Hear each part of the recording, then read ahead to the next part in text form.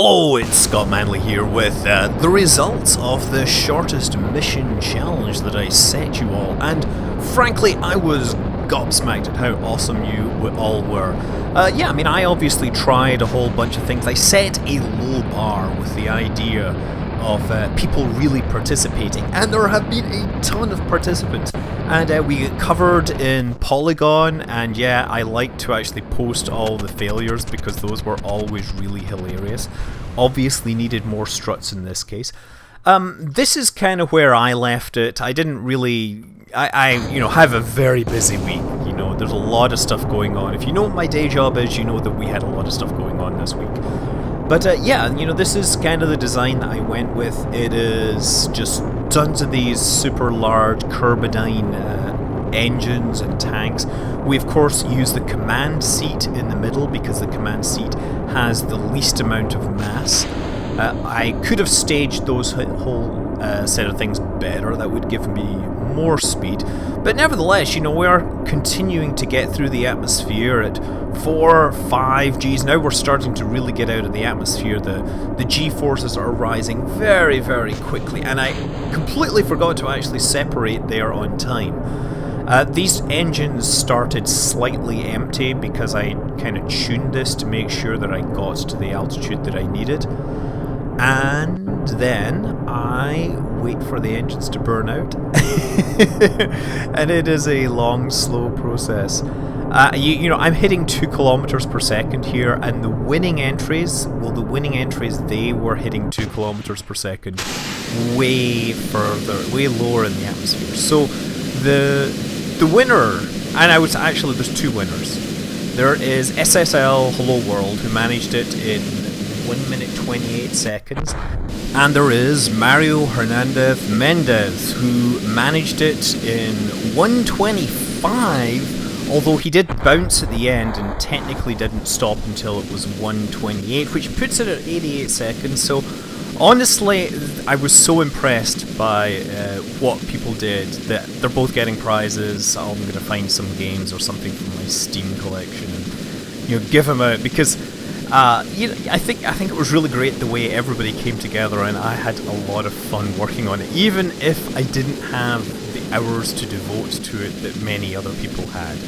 Anyway, here I am coming down over the mountains, engines still firing, and just waiting to open and crash and explode. So I got explosions and a landing in under 1:47 or whatever. So given that I basically had no time to work on this kind of thing this week, I'm happy to be as close as I am. Also, honorary shout-outs go out to Matthew Carr, who got 1:30. There was Knight JW, he managed 1:40. So there's plenty of people that got faster times than that, and they absolutely deserve respect. Of course, that's nice guy Scott saying that. The other side of Scott, rules lawyer Scott, realised there was one avenue which nobody else had exploited. And I realised that I had just said stock Kerbal space program, stock parts. I hadn't said which version of Kerbal space program. So this is an old directory for Kerbal space program. It, I don't know how old it is. I guess it dates from August 2012. It's version 0.17. There you go. They had just added a Mac release. They had a IVA. Oh, actually, this is an experimental release. So technically, I shouldn't be sharing this because you might know the secret new features which were in this. Yeah, floating origin system. So I think that is what they added to deal with Kraken's Bane. Anyway, let's fire this up and take a look at Squad's logo there, and there we go. We've got a black screen. Oh yeah, there we go. And look at that. Notice the old font there as we are loading all these parts. So yeah, this release also added like scenarios and training scenarios. It added the center of mass and the center of lift and everything, indicators in the vehicle assembly building. And yeah, they added a physical time warp as well, which is very useful. Okay, so we're going to start game here, and we're going to bring up we're going to resume save from default. Continue. I think in this one I'd accidentally killed off Jebediah. Now look at this ancient space center. Look at those mountains in the background. Those were even better looking than the original mountains, trust me. We have the space plane hangar, the launch pad, but interestingly enough we have the tracking station. Now the tracking station, of course, you've all seen. What you may not have seen, and as I said, this was an experimental release. This was the first release that had the planets in it. Now, you might not be familiar with this particular system, but first of all, you'll notice that Drez is missing, and Elu is missing. There's also Paul is missing around Jewel. But the really interesting thing is if I zoom in here, there is Moho. And Moho was way closer in the original version of in the original release. And most of the testers basically said it is practically impossible to get to Moho because you need so much Delta V to get down there. Nobody's going to be interested in going. Also, this was the version of Moho that if you tried to land on it, you had an atmosphere that would cause overheating of your engines. So it was a really hostile place. Anyway, let's go back. So anyway, how does 0.17 matter to the challenge? Well, the challenge is I'm going to load this spacecraft called Cheat. This is a perfectly legal file. You can edit the parameters in the file and the game will load it.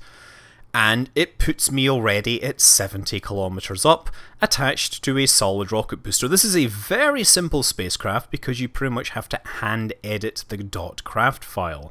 Again, this is a perfectly legal .craft file. However, if you try to load it into a modern version of KSP, it will just ignore it because it says you're silly. We don't have spacecraft that are that big. At least not yet. So anyway, Bob is strapped in upside down, and having already fulfilled, well, he's almost, as soon as we launch, we'll have reached 70 kilometers, and then it'll just be pretty much a mad dash to get to the ground as quickly as possible. And that may be not as simple as you imagine. So yeah, we're obviously going to head down. First thing to realize is that I've reflexively turned on stability control, when this version of Kerbal Space Program didn't actually have stability control in every capsule, right? It was something that was added as a part module later on. Incidentally, I think this is the version where they added part modules, but I could be wrong about that. Anyway, yeah, heading down, picking up speed, and detach. Note how the capsule zips off from the rest of the spacecraft. That is because the capsule has less drag than the other parts.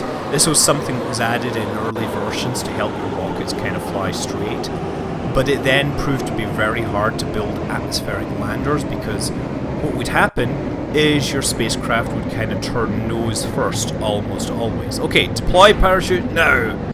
Oh. Okay, I guess the parachute deployment animation was a little longer than before. Yeah, I wonder where the rest of the spacecraft is. Oh, there it is. There, look. Coming down. It's not going to survive, is it? 200 meters and bang. Yes. There were no survivors. And no survivors on the rest of it. Okay, let's try doing that again.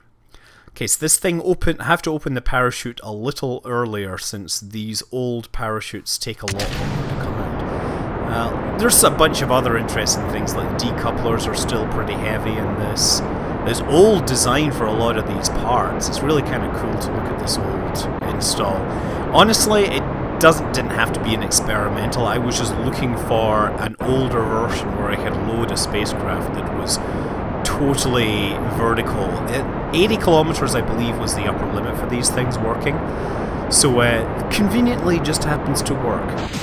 Okay, ditch that, and I'm going to open the parachute, at least when I can see it. Listen to those air effects. It almost... I don't know if that sound effect is still in the game, but man, that brings back memories. Bob totally screaming. Okay, and I'm going to open it 300 meters. 6, 5, 4, 3, go! And yes! Oh, 1 minute exactly! Beat that, eh? Haha, fastest time ever. First place in terms of speed and last place in terms of dignity, because there wasn't any other way I was going to beat you guys given the time that I had. Yeah, excellent. Anyway, for future challenges, if I do them, I will be sure to mention or specify a version of KSP that we are to use. I'm Scott Manley. Fly safe.